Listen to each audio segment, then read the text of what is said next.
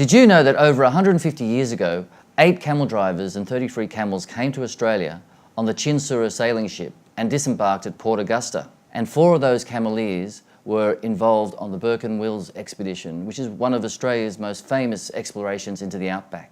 The Afghan cameleers came from diverse places, from what is known today as Afghanistan, Pakistan and India.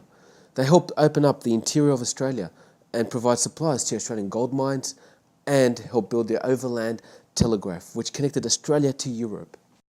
When I was at school, I never learned about the Afghan cameleers, and very much like the Aboriginal history, it was one of those parts of the school curriculum that wasn't ever told to all the kids. The Afghan cameleers and their descendants have an incredible story to tell, and many are advanced in their ages, and it's important to capture these stories before it's too late. Without their contribution, the Australian outback would not have been developed for a further 50 years. And over the last 7 years, we've dedicated our lives into researching and developing this project. And we believe that it's such an important part of Australia's migration history that it has to be told, and hopefully by finishing this project we can educate lots of people about the fantastic contribution that the cameleers gave to this country in terms of nation building. Now the film is almost complete. We're about 85% of the way through, and we need a minimum of $10,000 to help pay for the post-production required on this film. If you want to be a part of this historical filmmaking project, please contribute and help us get over the line. This film, once completed, will become a valuable educational resource and be used in schools and universities.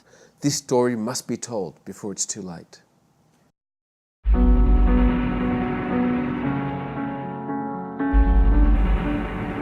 This was the beginning of a new life for the Muslim cameleers, an adventure into unknown horizons of a burgeoning nation.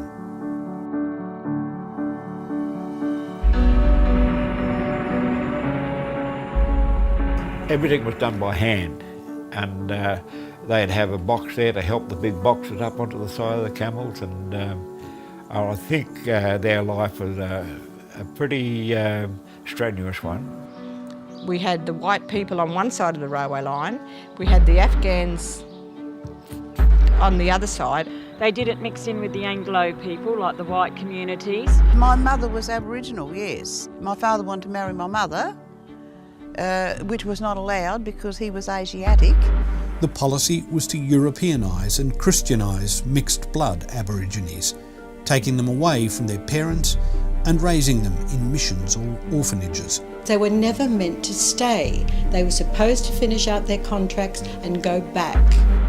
In 1901, the new federal parliament passed the Immigration Restriction Act, which severely limited non-European immigration to Australia.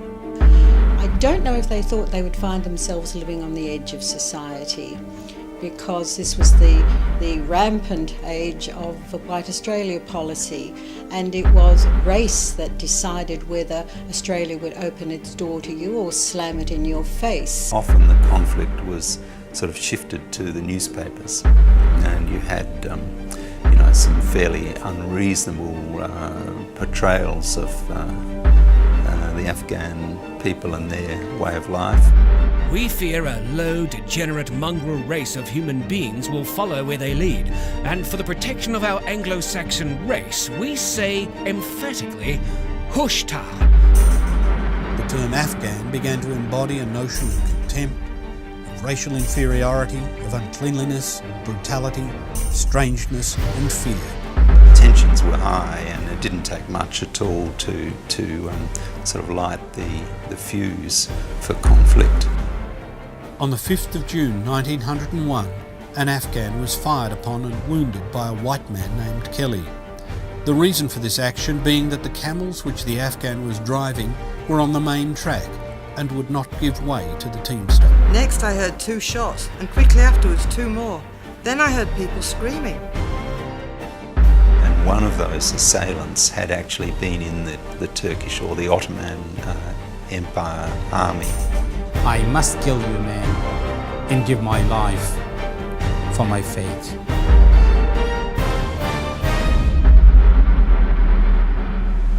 When I even think about my grandfather and my father, as I said, I'm only a short person, but I stand 10 feet tall.